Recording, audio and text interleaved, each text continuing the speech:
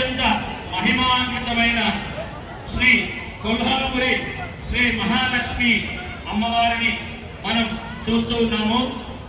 అమ్మవారు శివకోటి శ్రీపీఠంలో స్థిర నివాసానికి వస్తూ ఉన్నారు.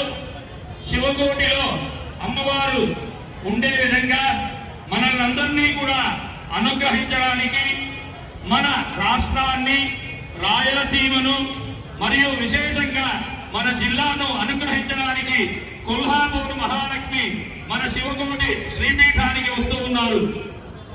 జై బోలో కొల్హాపూర్ మహాలక్ష్మి దేవికి.